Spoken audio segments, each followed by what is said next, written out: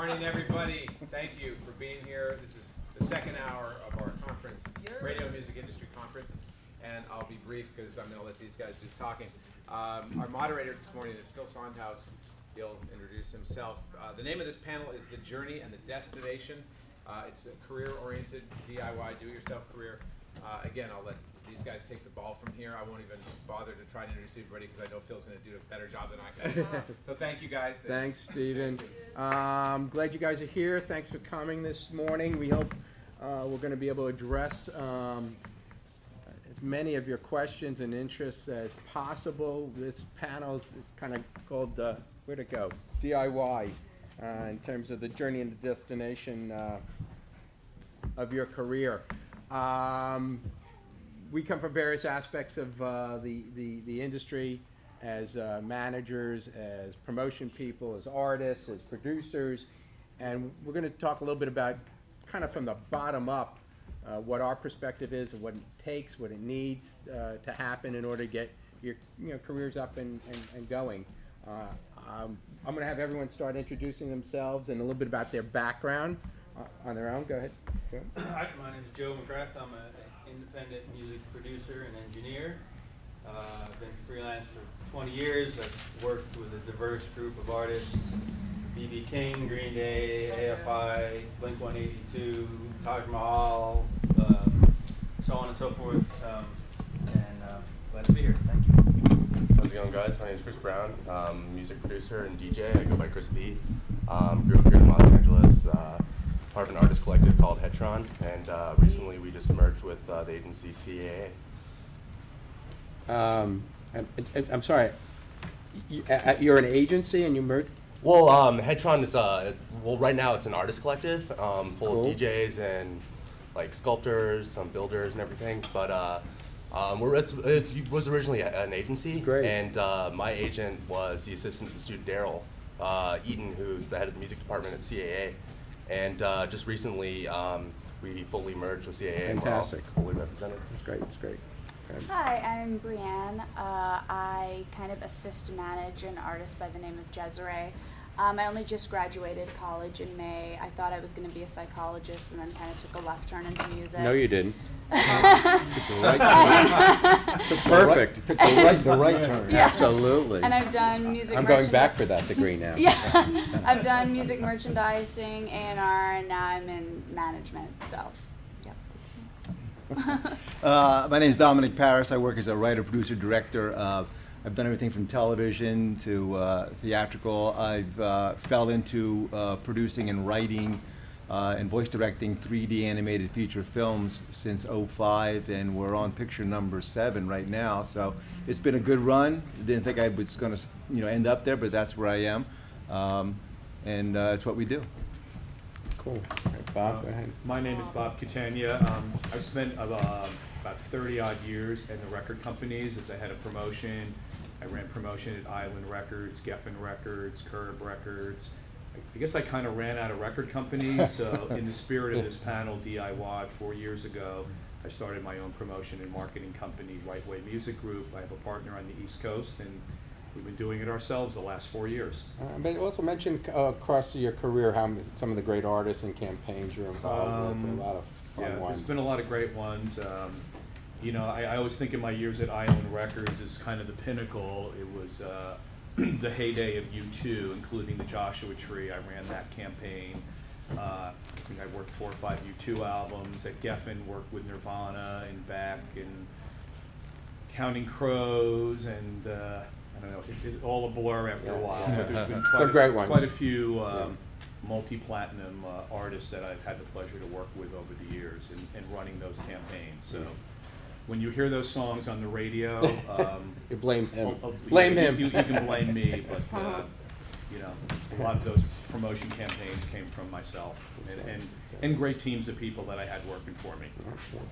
I'm Phil Sondhaus. I also have about 35 plus years in the business, and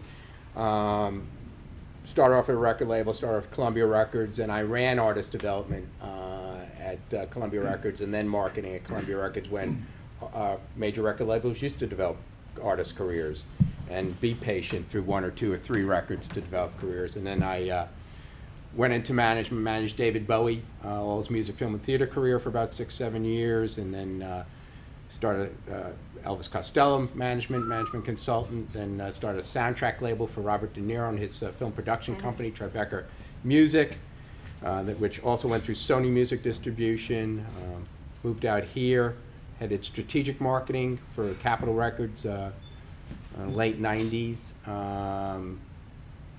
through 2001, 2002, with just kind of the advent of alternative ways of marketing and promotion and distribution of music, everything for third-party retail ideas like Starbucks releasing music to the advent of the internet, and then a lot of catalog and soundtrack work there at Capitol Records.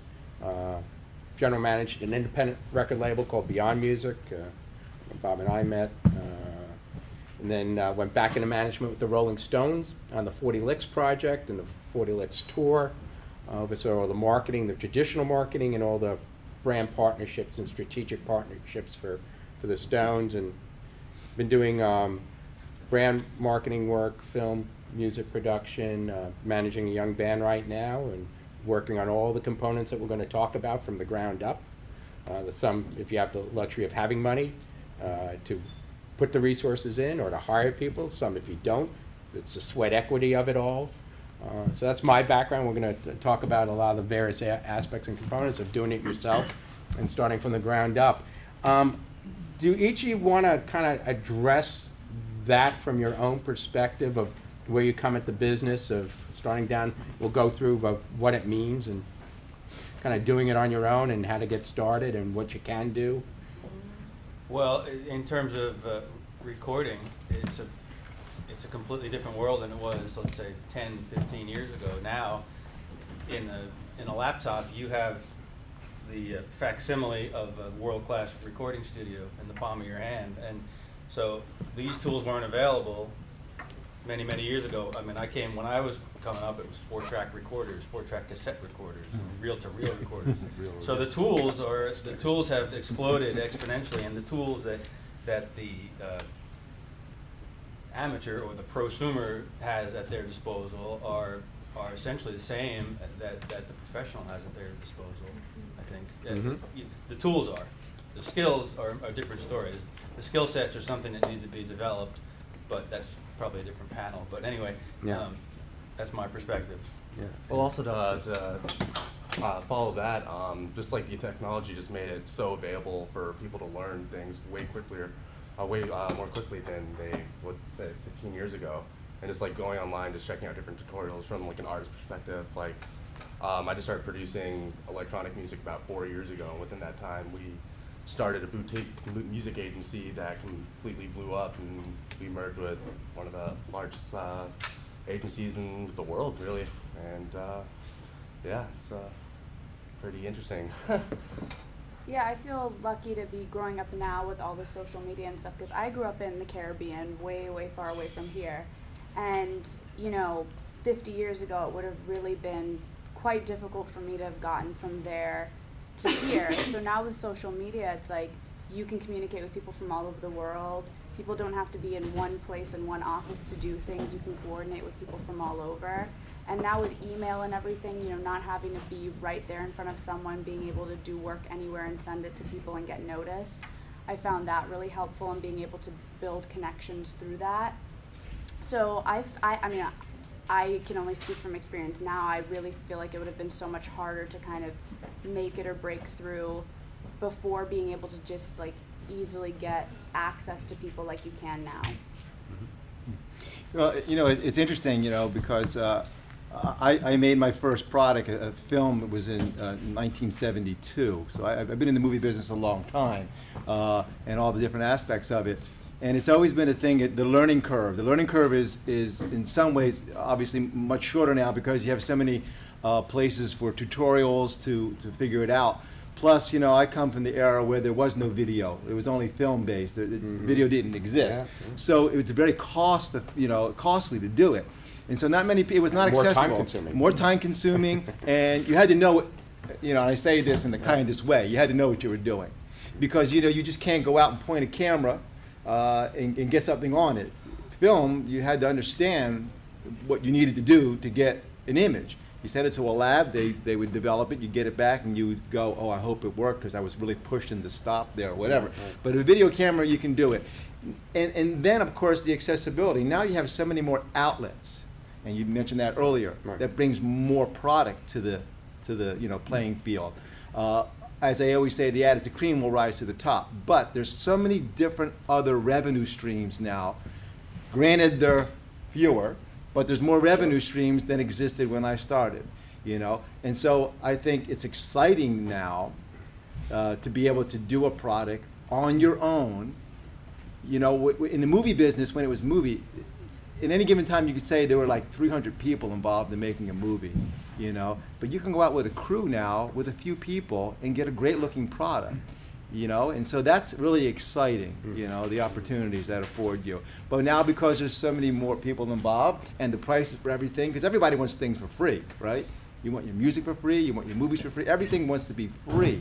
So how do you monetize it? How do you make money? That's the whole issue, I think, right now. While getting One of them. while getting marketing and promotion reach at the same time, and we'll talk about that Right. kind of balance. Rather than speaking in my own experience, I just wanted to speak a little bit about artists that come to my company for promotion and marketing, and it's incredible the amount of DIY artists that are out there and what they can create. I don't know how many people in here are musicians. Yeah, I just wanted, we should ask that. Are you mostly, the audience, are you artists? Or that's why you're here? Raise your hand if you're an artist, or you want to go, okay, good. or from the business side, or why else might you be here? Any other reasons, or mostly? Music publishing. Music publishing, okay. School credit. Yeah, school credit. Okay, good. So mostly from the artist perspective. Well, Okay, go ahead. I can say from an artist's perspective, it's a really great time for DIY if you have that work ethic and if you have reasonable expectations of what you want. There's a lot of artists that they want to have a #1 record and sell 1 million records and all of that stuff, and which is a great goal to have, but not practical for everybody.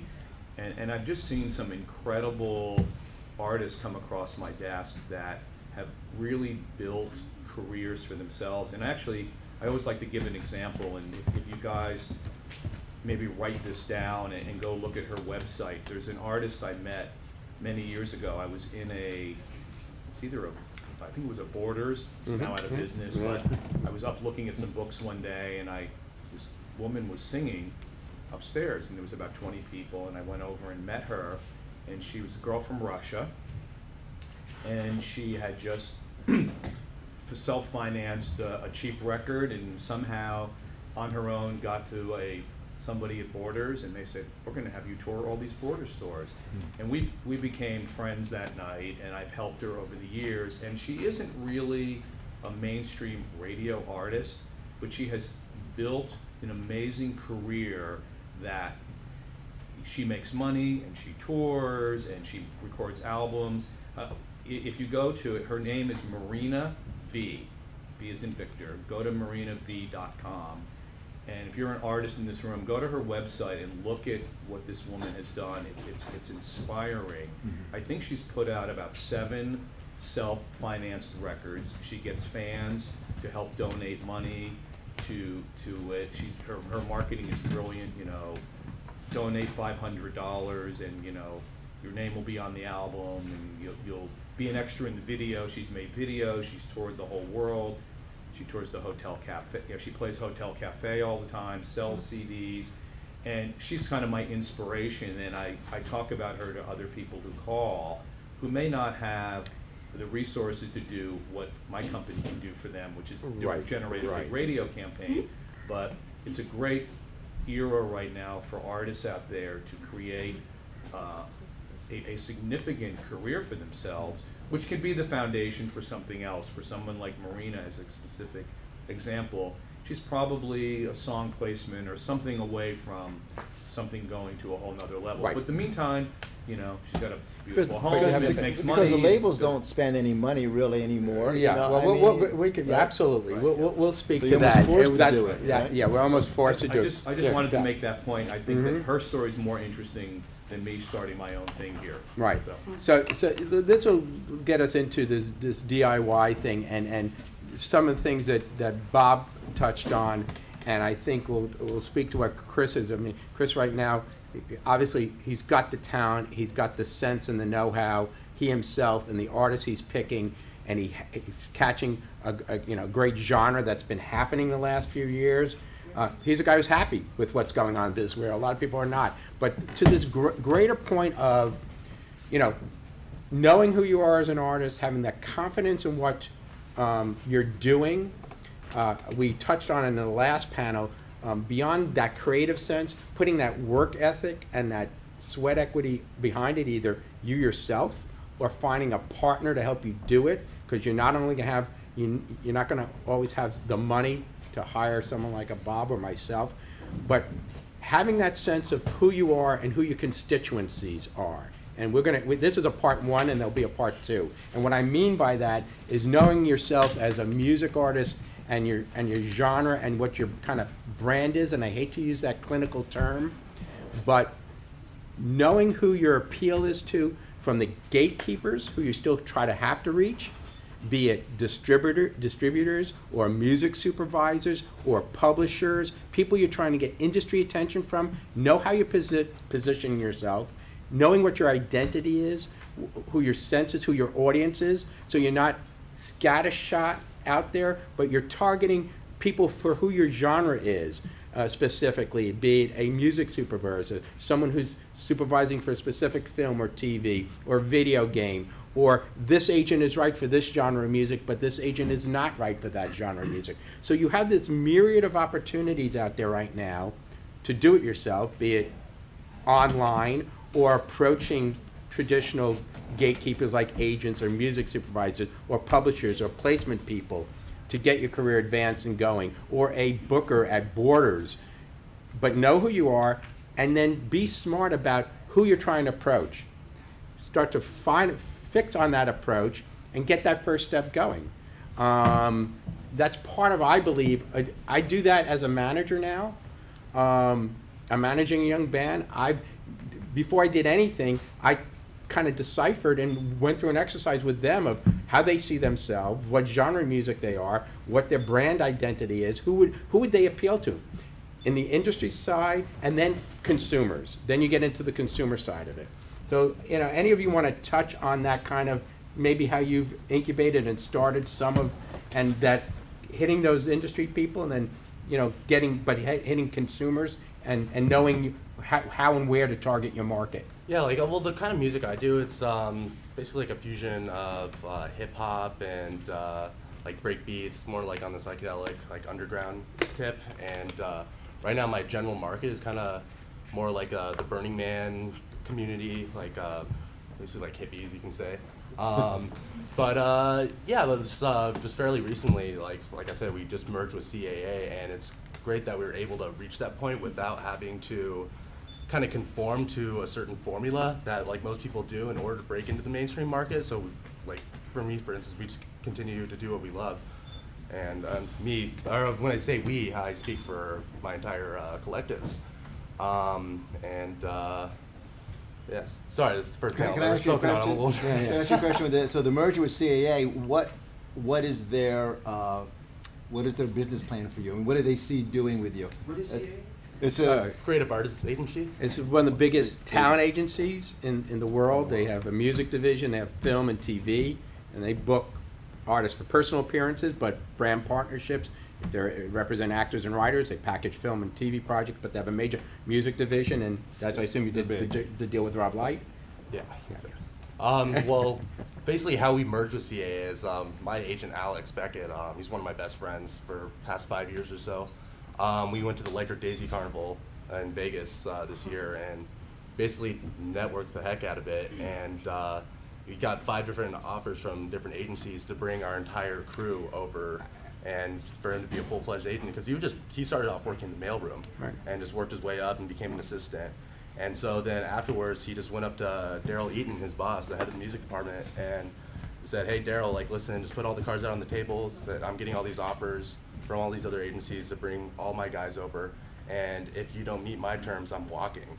And CAA is now just starting to get into the whole electronic music Well, scene. everybody is. I mean, Yeah. this is a business opportunity.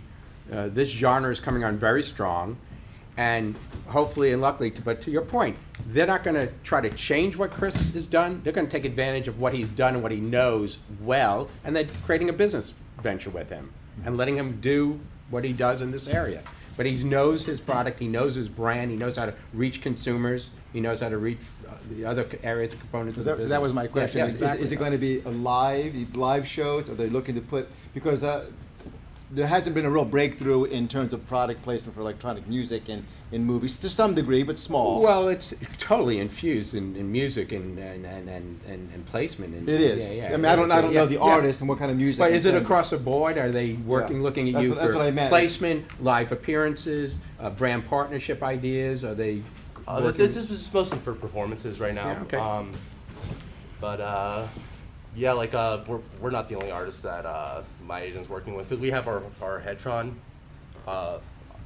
umbrella that we all work under, and then like he's also working with other artists that's not specifically Headtron. Like he just signed this duo from the UK called Cairo Kingdom, who's getting ready to have a release on Mousetrap, which is Dead Mouse's label. And so he's working with other artists too, not specifically in our genre. So he's kind of branching out from like from the bass music into like also like the house and like more like mainstream kind of sounding stuff.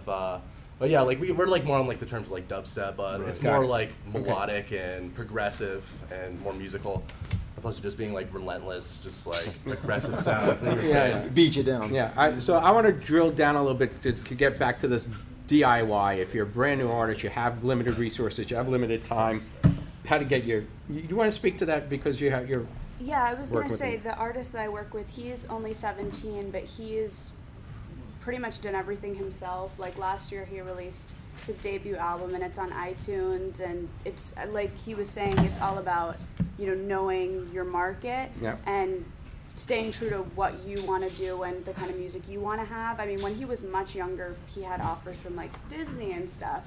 But he was like, that's not who I am, that's not what I want to be. I want to be like a real singer-songwriter sort of thing.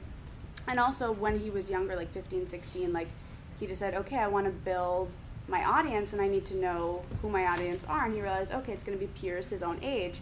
So he did a tour called the Camplified Tour, where basically he reached out to all these high schools around the country. Perfect. And he would go and he would speak and play songs, and that like blew up his fan base. And he's never been played on the radio or anything like that, but he has a very strong online following of just, and especially with social media, like Twitter, answering people and like, if someone says, hey, we want you to come play at our school or this or whatever, so working that and going there and, anytime people want to see him doing it, so.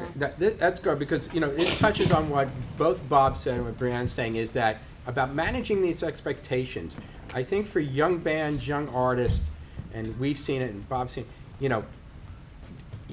it, listen, God bless you all if the first track, one of the first tracks is a slam dunk smash hit single and you have it in your hip pocket and you're walking around talking to every record label and trying to pay, but most likely not, and most likely it's a growth process. So manage your expectations, and if you can achieve certain steps, gain confidence from that and build on that, be it a small high school tour. I had this band, again, I mentioned Canto, they're from Sierra Madre. This past summer, we were just starting, they had the record done, but we didn't have an agent, we were self-distributing the record. We're doing high schools, we did Champs Fest last year.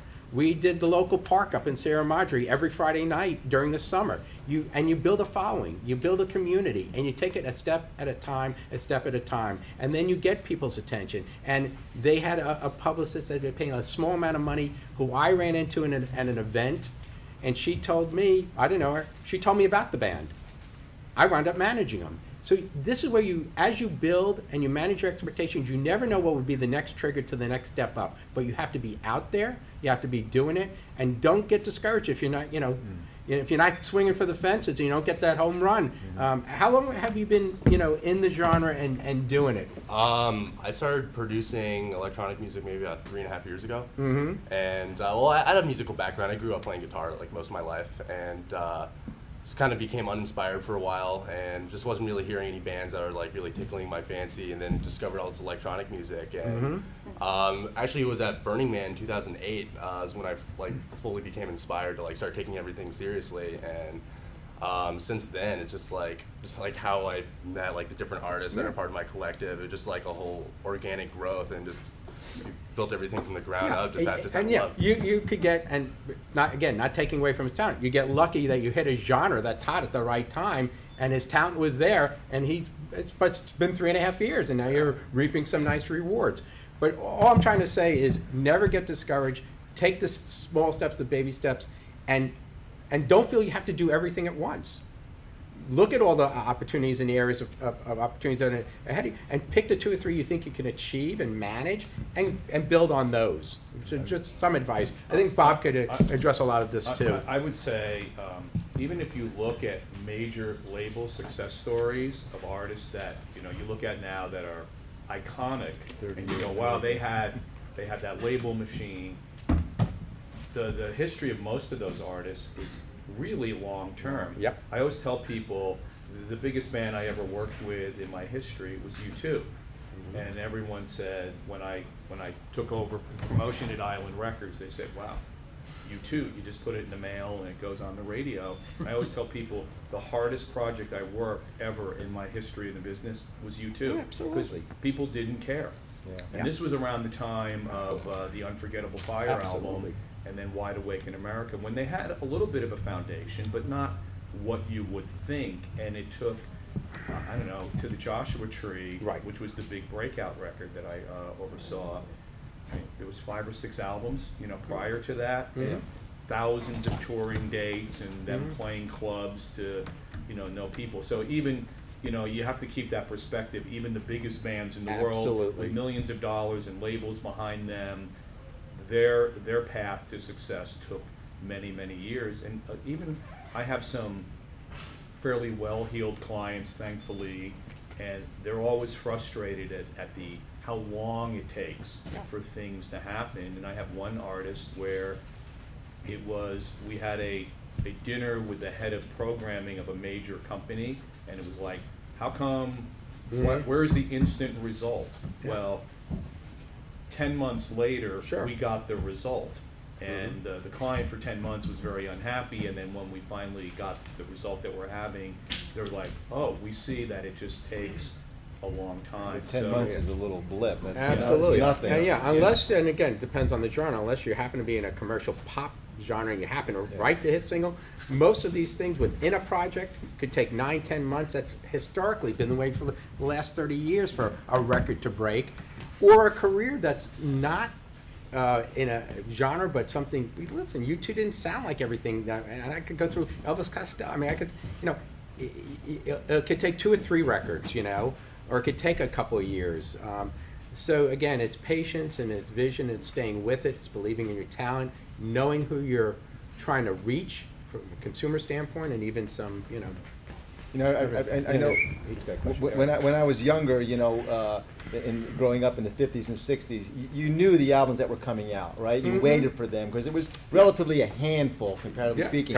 Now there's how many albums that come out every hour? 40,000 records a year now, and it used to be right. So what differentiates one from the other, right? And the way people listen to music is so different, and now the association to the music has an image component to it. There's so much more wanting images to represent the music for us. So that's why people are like rabid to get a placement on a TV show, which can make you a huge star, or a video that carries over. You know what I mean? It's the same thing. The number of outlets back in the 60s and the 70s, there were only 3 major TV networks. Now look at all your cable channels, look in your online visual component. Listen, to me, YouTube is, in a way, the biggest music distributor in the world, in a way. And, if they ever turned around and treated themselves that way, it'd be interesting, but that's a whole other story. Got a question? Oh, yeah, not just from like an artist perspective, but from a business perspective. How did you get yourselves, both you and Bob, into record labels and starting to work there? Did you just watch? How did you first start? You could go first. I literally, I'm proud to say that I started in a mailroom. I spent a year in a mailroom in 919 North Broad Street. We had a methadone clinic next door to us. It was a lovely neighborhood.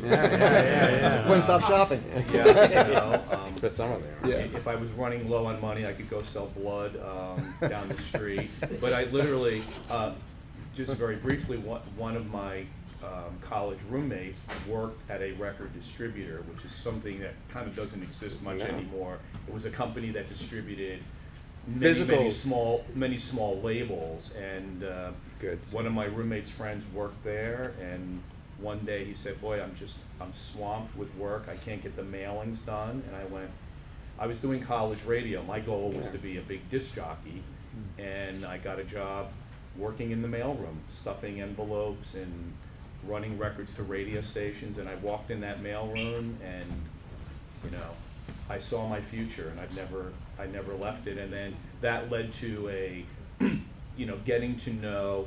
What I was smart enough to figure out at that age was I need to start knowing who everybody is, because there was guys that worked for the smaller labels. So I made friends with all of those guys and actually started doing a lot of their work for them. They'd come in and I go, oh, here's your radio station tracking for the week. I took the initiative I was never to do that good at my guy. I did that Do for it you, yourself. and then eventually it led to a local promotion position with RCA Records, and then I, gone on from there. But it was literally working in the mailroom, so myself and David Geffen, very parallel careers.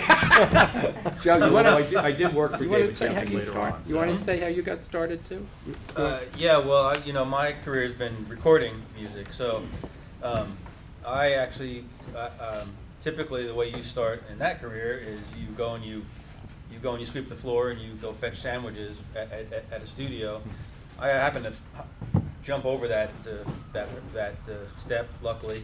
Anyway, I worked in a small market. I worked in San Diego for a couple of years in a small studio, and then I had a lot of experience. So when I came up here to work, and I was lucky enough to just get an assistant engineer job. I think knowing who everybody was that's a very, Sure. very, very good point, because relationships are what drive this business, and Along with the talent. well, I Yeah. think talent's a given, right? Yeah. I mean, Yep, I think we have yep. to say talent's a given, and if only your parents or your friends are coming to your gigs, give it up. Yeah. But Right. well, sorry, true. those It's true. are the harsh words that people don't say anymore. Everybody That says, movie "Oh, that's you in the just-" closet is of no value. Oh, It sits right. there on a shelf. It's of no value. Right. So, but relationships, I think that's a really good point. Just because a lot of jobs are got not because everybody has equal amount of talent, let's say, but they pick Yeah. you because they go and they have a beer with you, or Yeah. you have a coffee every week. Or something. So, Yeah, so just the talent was a given, relationships and the networking, we've heard in a couple of panels, and I'll go, and then it's just working your ass off and staying with Yeah. it. No matter the adversity, no matter, you're gonna hear 99 no's to the one yes you wanna hear. That's the nature of this business. I don't care if we got a drama academy here, I don't care if you're an actor or an actress, I don't care if you're a musician, a writer, a composer, you're gonna hear the 99 no's to the one yes. You gotta stay with it, you gotta believe in yourself, and it may take a month, it may take a half a year, it may take a year or two, you just gotta stay with it. And that tenacity is, I believe, 90% of it too. You got a couple of things that are 90%, but the tenacity also, you just gotta stay You with do know how, it. you do know have to know how it works too. Yeah, you know, I think you have to really educate do your yourself. Right, You you do do your your homework. homework. You know how it works. I mean, you have to know that there is a structure. Now, not to say that you can't go off, because people have broken rules and they Sure, work, sure. but they knew the rules at least. You have to Know the how it rules works. before you break them. That's right. Yeah, You know, exactly. like Picasso, the guy could draw. Trust me, he Yeah, could draw. Yeah.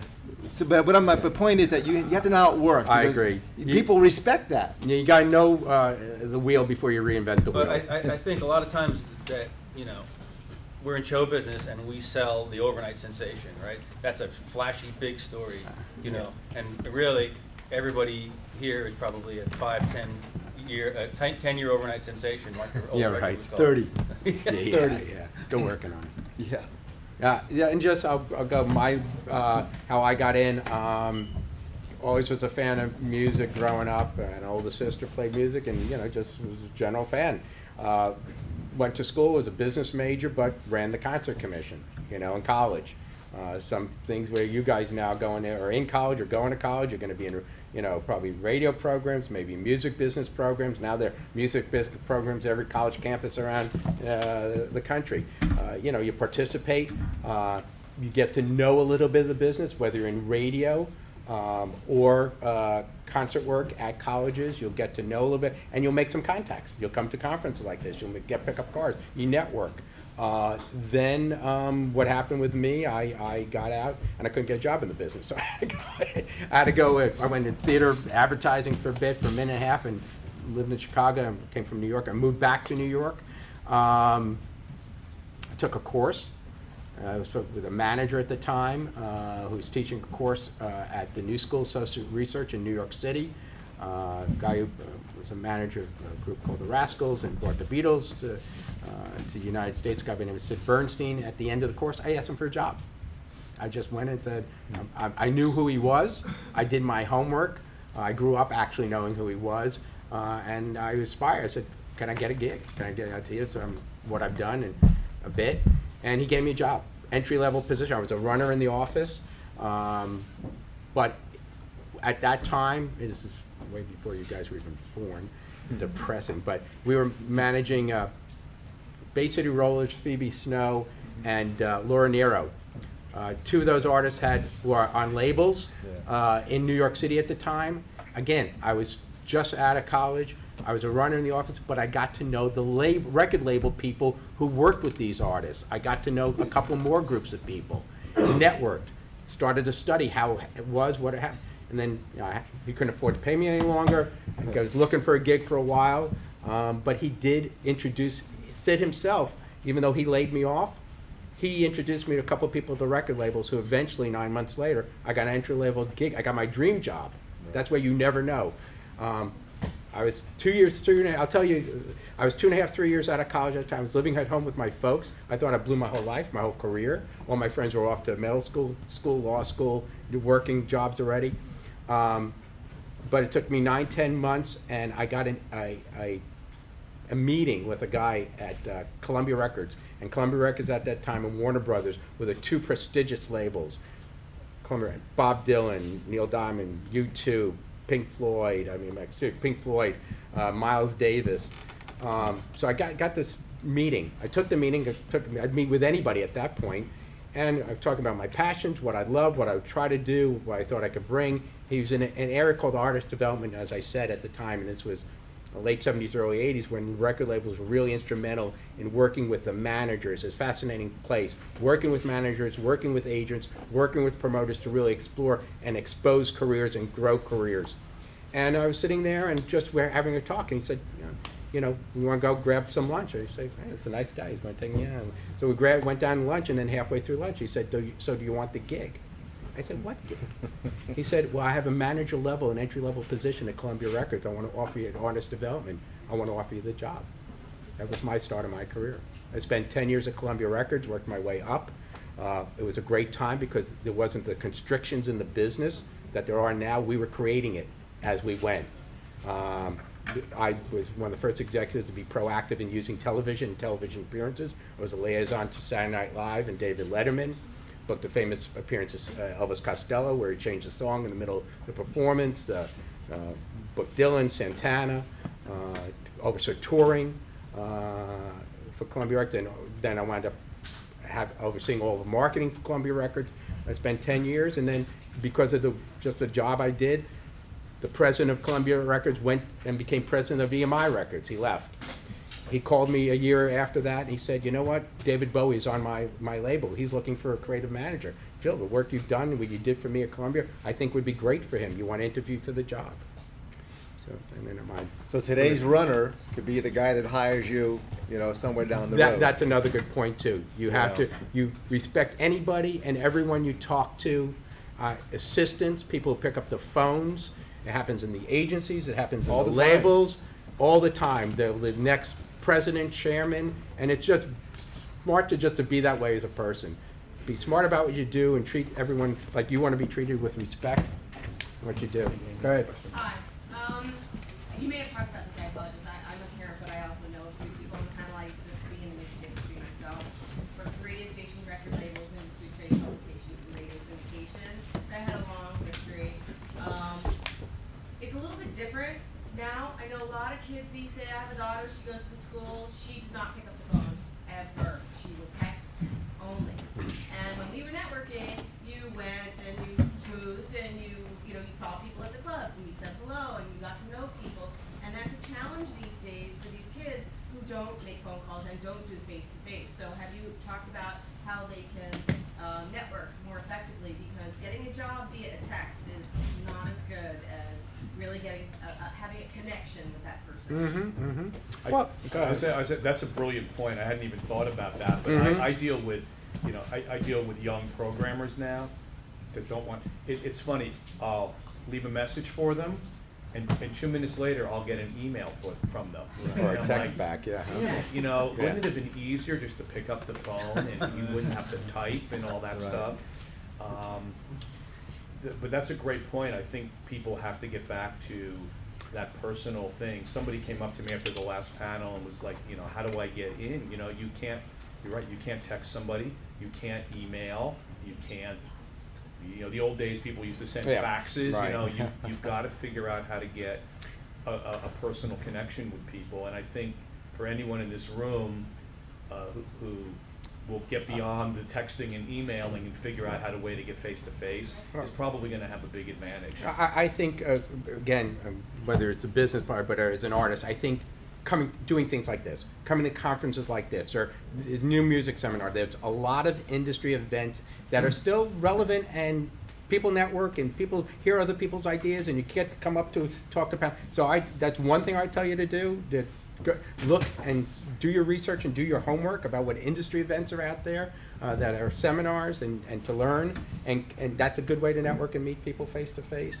And just again, trying to. These are cooperative mediums. I mean, no one person does it by themselves. They could be maybe a great musician, but they may not know how to market. They may not know how to brand themselves. They may not know how to do a lot of things. And so it's a cooperative, medium, as all the arts are. So get out there, get out of your comfort zone, out of your insulated little world. As great as all the social media tools are, you could be somebody you aren't behind a keyboard. And then they meet you and go, oh, that's you? You need to do that. It's the only way to connect.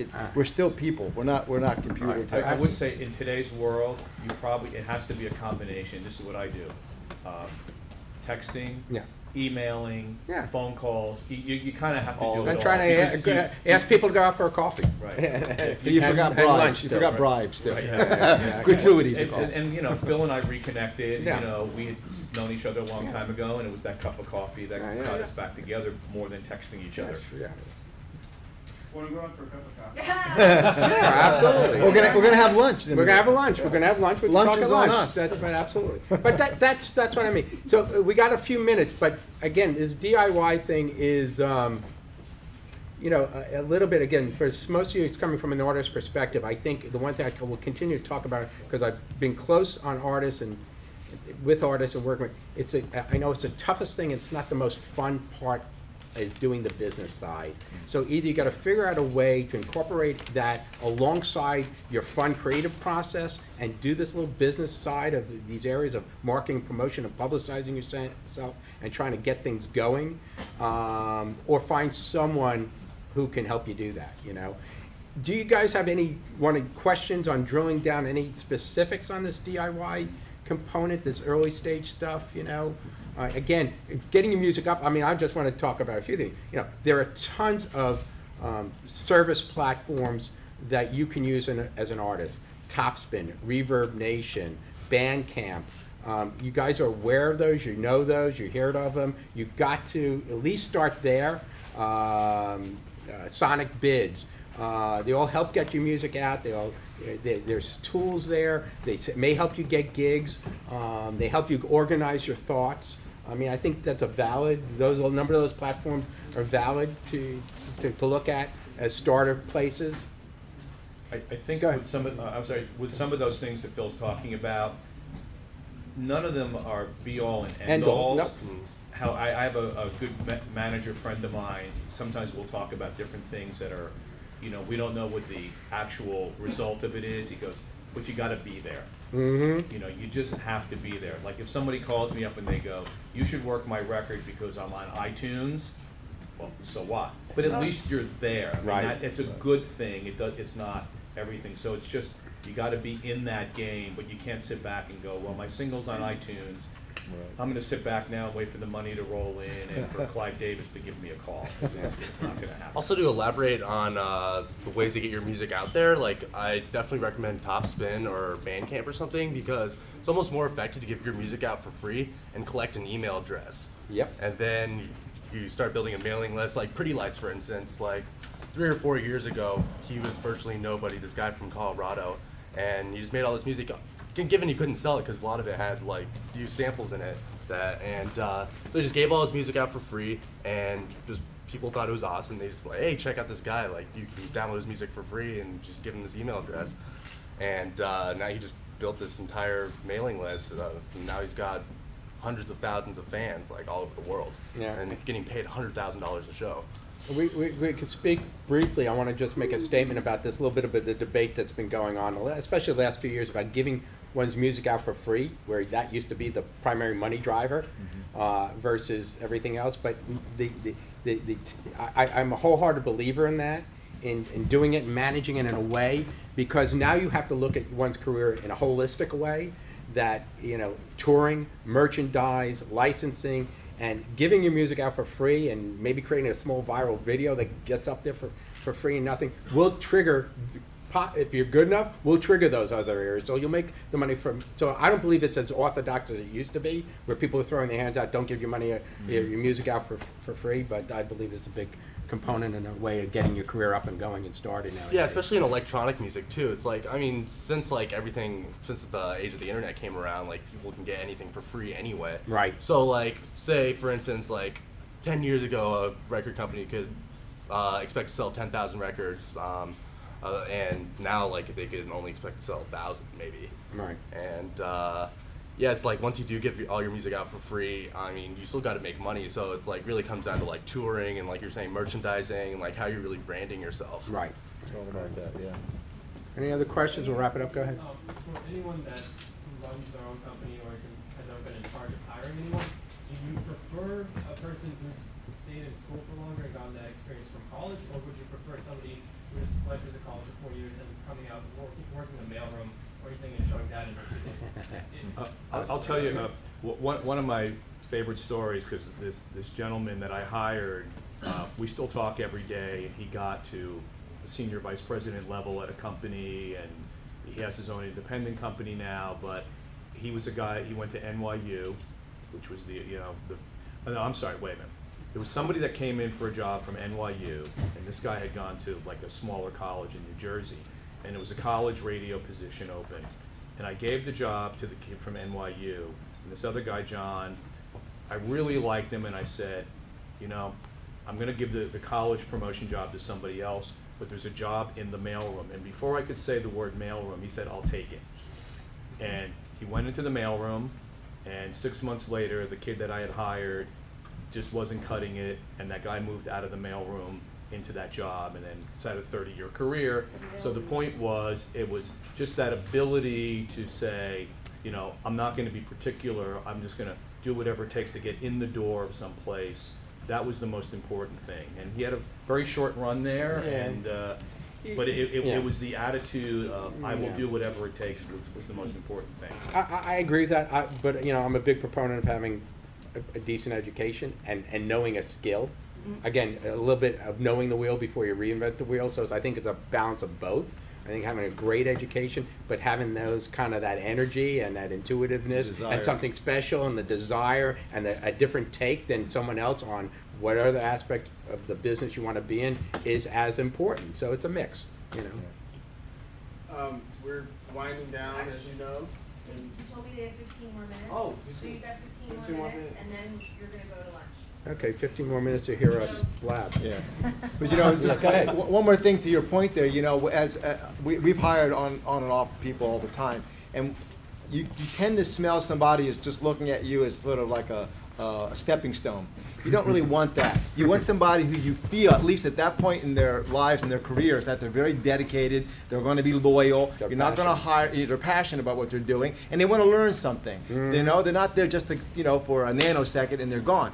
Because when you hire somebody, you need them. You're basically saying, I need you to do stuff, you know, and I don't want to go find somebody else, because it's really hard to find people that are talented, dedicated, loyal, and are willing at those entry levels to do a bunch of different stuff. Some aren't the greatest, or some are really tangential to what your focus is. But you're just starting. If you know, if you were here, you wouldn't be going for that job, but you're not there yet. So you go, you absorb. But you can smell it when somebody is just there to like, kind of like, you know, boom, and I'm out the door. You don't want that. So to answer your question and yours, education's great. You understand the business, you're dedicated to it, but really, for me, it's that passion, it's that desire, and that loyalty. And at some point, you'll realize, you know what, you're too smart for that job. You know, you understand it, you're gonna go on and do something, you know. All the great PAs on film shoots, the ones that I always said they were the best PA, we won't be having them for long, because you know they're gonna move on. They move on. And that's true in any business. The Yep. smart ones, you know, will move on. You don't begrudge them. You go, hey, great, you know, pay it forward kind of thing, you know. So, Other questions? Doing it yourself? What else could I say that's, go ahead. What college majors would you recommend? Excuse me? What college majors would you recommend? Just like music business? If you want to be in the music industry? Yeah. Listen, listen, I think knowing basic business and marketing principles are always good to start. You know, again, you have so many colleges that are offering curriculums in the music industry per se, and I mean, if you want to become a publisher, you really have to know maybe the, you know, the rights and royalty. I mean, that's just the whole specific thing. It depends what area of the business you want to go into. I would tell you, my biggest regret in college, and when I went, there was no music business. No, there wasn't. School. Music Right. business was getting a job in the mailroom. Exactly. But I really wish I had taken more business. Basic. Basic Yeah. business stuff, because the guys who ended up running, you know, the heads of business affairs, Yeah. and, you know, those guys, you know, having that degree, I think would have helped me learn. I think for the music business, it's a lot different now to get in, but it was never a particular degree or something that I had that got you in the door. It was that willingness to work in the mailroom and some common sense. But I would just say, as much business background as you can get is going to help in understanding that the music business is the music business. You know, a lot of people think it's just, you know, a big party, and there is if you don't treat the business as a business, you know, you're going to flame out really quickly. And there are aspects of business and administration, marketing, social media that are, and I have courses, you know, so. I would say writing. I've probably written 1,000 novels in terms of memos and updates and stuff over the years. That's a good point, knowing how to communicate And properly through I writing. think having, you know, proper grammar and knowing how to compose a memo or a summary report is really important. I see things from people that are just mind-blowing. I just can't take them seriously. Taking any kind of, you know, public Debate. speaking, you know, being Debates, able to public put a speaking. cogent thought together and string a few sentences together, you know, in a succinct way. There's nothing worse than someone rambling on and on and on, and like, you know, they see the pie in the sky. Let's bring it down to realistic, you know, today, what's out there. So I think public speaking would really help for a lot of people. It has to do with what you said about all the social media tools, you know, out there. It's like you need to have all those tools just for someone to take you seriously. Talent, yeah, once again, a given. But then what makes other people rise above that? There's a lot of talented people out there. There's a lot of great music. It's everywhere. There's a lot of great filmmakers. They're out there, especially in LA particularly, and now of course regional all over. But in LA, you could throw a stone and hit somebody talented on a bus any given day. Really talented, I mean. What makes one guy more memorable than the other? It's a lot of things. It could be the way you carry yourself. It could be who you know sometimes, the connection, being in the right place at the right time. But you need skills. Your skill set has to be really well developed, not just the ability to make music. It has to go beyond that, you know, because it is still a business where you have to conduct business. Right, and also aspiring executives and people want to get into this, same thing, you know? My daughter, I'm really proud of her because I've kind of beaten into her networking and follow through, and you have to do all these things. And she works for an advertising agency in Philadelphia. She's a media analyst, and they came to her and they said, would you be interested if we pay for it taking a Dale Carnegie course? And to her credit, she jumped at it, and it was like 9 weeks, 3 hours on a Tuesday night, which she could have been doing something else. Tell them what Dale Carnegie is. Oh, and Dale Carnegie, it's a business course that basically teaches you public speaking and all the social skills in order to interact in the business world. And I'm so proud that she did that. And then the other night she was at a networking event because of people that she met at Dale Carnegie. Said, did you bring your business cards? Yes, Dad. I had 30 of them and I only have 2 left. So, those are skills at a young age. She's 26 that are going to be there. That's going to help her forever. And she needed help organizing public speaking and all that. And her bosses, her boss came to her graduation. That's going to make them look at her differently in terms of her growth within the company. Yeah, absolutely. That she took that initiative to take that. So something like that. Yeah, and is be good. careful what you post on Facebook.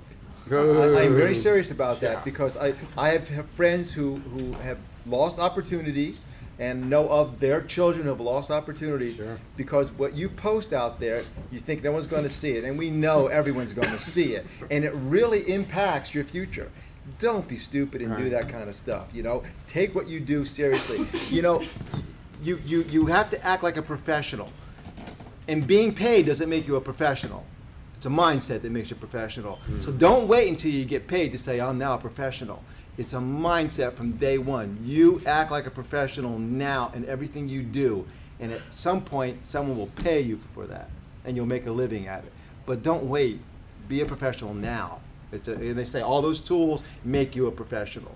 Take it like that. Take it seriously. And don't, everybody's done some foolish stuff, but now it just gets out there just exponentially, and it's a problem. We just didn't have a lot of cameras. That's why Well, we're here. That's why we're here to talk about it. Nobody knew it, Nobody Exactly. knew our screw-ups. Yeah. And then a part of this communication thing also, as you get in or interviewing or looking for jobs in businesses, we get into this basic stuff. Be good listeners. Listen. You could say you have your piece and be strong and confident and assertive in what you believe, but listen to people who are either contemporaries or people you're trying to get a job from. Listen to what they have to say. Follow up. Well, following up. If you have an interview with someone or anything, Send a handwritten note and letter. You've got to stay, it's Yeah. that tiny little Yeah. common courtesy. A thank you. that sets Yeah, people exactly. above everyone else is trying to get the same job you want. Yeah, that kind of stuff. This is really a lot of basic DIY stuff. We can, I think we can. You want to? Wrap it. What I want to do is first give these guys a hand. Yeah.